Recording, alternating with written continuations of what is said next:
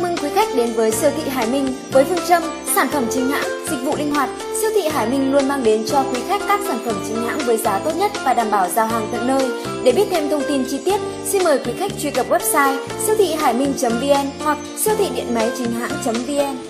Sau đây Hải Minh xin giới thiệu cái mã sản phẩm máy cắt cỏ mới Presscode, mã là PG0105202. Máy gồm một thân đầu máy, cần một cái cần chữ U và gồm 3 phụ kiện gồm như là đầu cắt cước này, lưỡi tròn người ta dùng để cắt lúa, hoặc là lưỡi hình ba lưỡi để cắt cây cứng và gây ra đỡ. Tiếp tục đi vào những phụ kiện kèm thêm thôi. Sản phẩm này gồm sản phẩm này thì có 50-20cc, công suất của nó là 1.6, tốc độ quay 3.000 vòng trên phút. Con này tỷ lệ pha là 1.25 nữa. Đây là quy trình lắp ráp.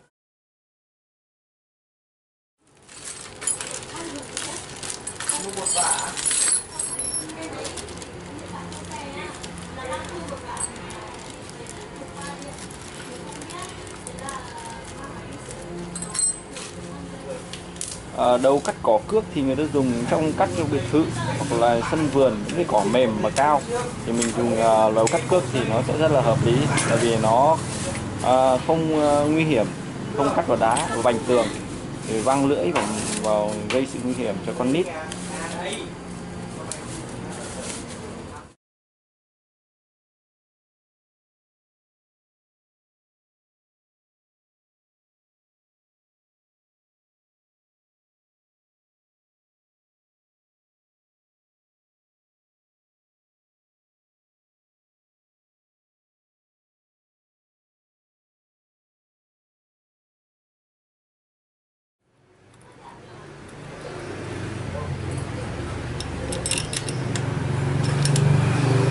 Sản phẩm tầm 40cc thì các bạn có thể cắt được những cây rồi, gốc cây rồi. Tầm ngón tay cái thì các bạn cắt thoải mái rồi.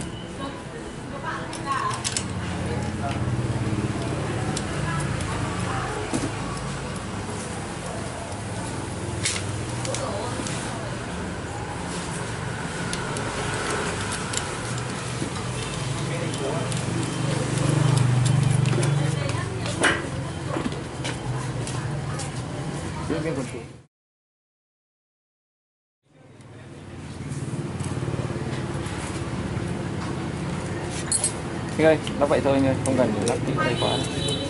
Nó sơ sơ cấu trúc rồi. Rồi, bây giờ là công đoạn lắp cần chữ U. Nó là tay cầm, nó gồm có tay ga đấy, tay ga và công tắc. Con này là các bạn sẽ đeo lưng, đeo chéo vai, không phải đeo lưng.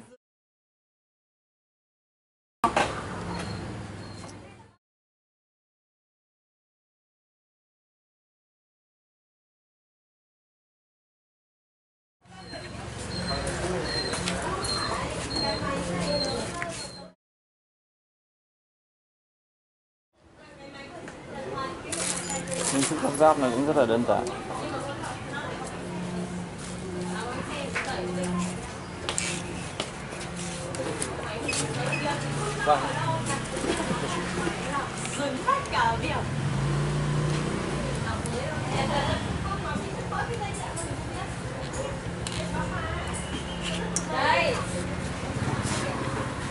Đây là đến công đoạn lắp lưỡi.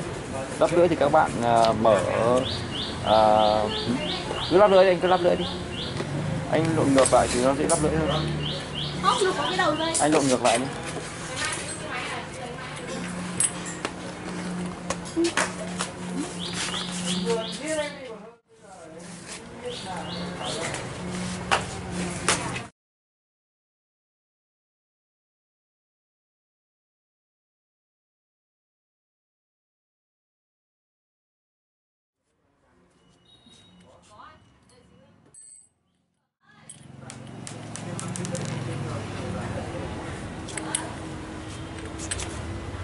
Đầu tiên các bạn lắp đầu cước trước. Đây là cách hướng dẫn lắp đầu cước.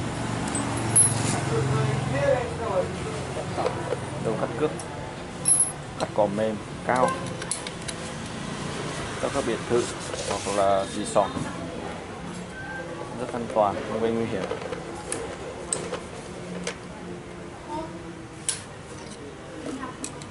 Nó luôn cái bạn này.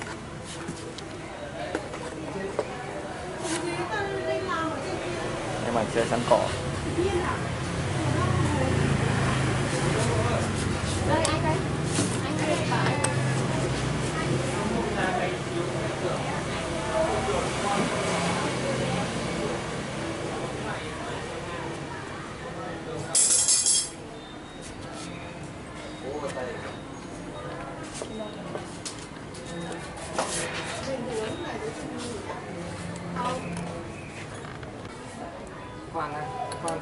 Ok.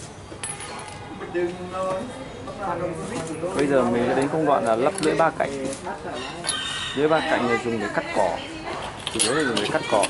Lưỡi này có thể cắt cây, gốc cây, loại gốc cây nhỏ.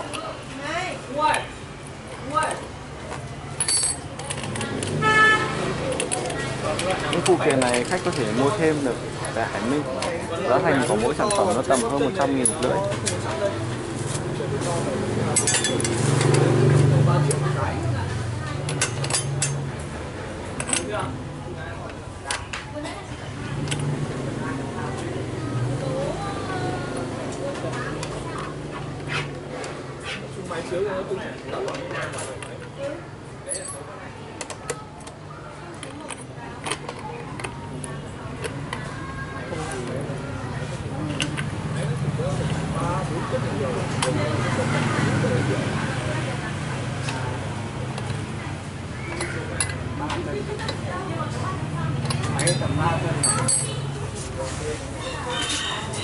Vậy là coi như hoàn thành.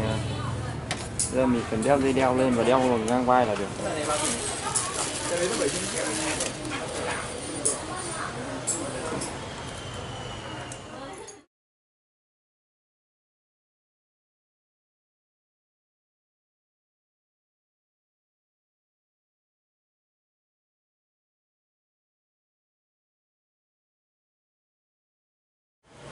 Rồi, cảm ơn các bạn.